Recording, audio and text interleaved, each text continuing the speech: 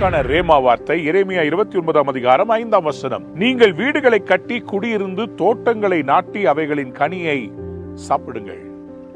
ஆண்டவர் இன்னைக்கு உங்களை பார்த்து சொல்றார், build houses and settle down, plant gardens and eat what they produce. யாரை பார்த்து சொல்றாருங்க? சிறையிருப்புல இருக்கிற இஸ்ரவேல் ஜனங்கள், எருசலேமிலிருந்து இருந்து பாபிலோனுக்கு கொண்டு போகப்பட்டவர்கள். இன்னைக்கு சில பேர் நினைச்சிட்டு இருக்கிறீங்க, ஆண்டவர் இந்த சீசன்ல என்ன வனாந்தரத்துல ஒரு அனாதை மாதிரி விட்டுட்டார். ஆண்டவர் சொல்றாரு, பாபிலோன்ல குடியிருக்கிற இஸ்ரவேல் ஜனங்களை பார்த்து நீங்க வீடு கட்டுங்க, நீங்க தோட்டத்தை நடுங்கன்னு சொல்றார். அன்பான தேவனுடைய பிள்ளையே, நீங்க யோசிச்சுட்டு இருக்கிறீங்க, ஒரு நாள் வரும் அன்னைக்கு நான் வீடு கட்டுவேன், அன்னைக்கு நான் தோட்டம் வச்சிருப்பேன். ஆண்டவர் சொல்றாரு, இன்றைக்கே உங்களை எங்க கர்த்தர் கொண்டு போயிருக்காரோ அந்த இடத்துல இன்னைக்கே நீங்க கர்த்தருடைய நாமத்துல கட்டுங்களேன். ஆண்டவர் உங்களுக்கு தரேன்னு சொல்றாரே.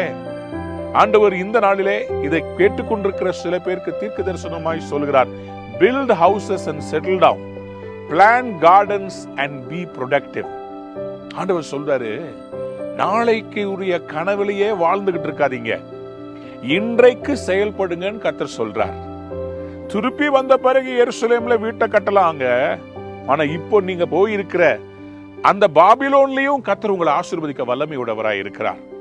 அம்மா தேவனுடைய பிள்ளைகளே, ஒருவேளை நீங்கள் இந்தியா விட்டு, you might be probably living in a foreign country and you are saying, I will build a house in India sometime later. நான் இந்தியாவில் அப்புறமா கட்டுவேன். இல்ல, the Lord is saying, where you are, build a house, settle down, plant a garden. பாருங்க எவ்வளவு அழகான ஒரு தோட்டத்துல இருந்து நான் உங்களோட பேசிக் கொண்டிருக்கிறேன்.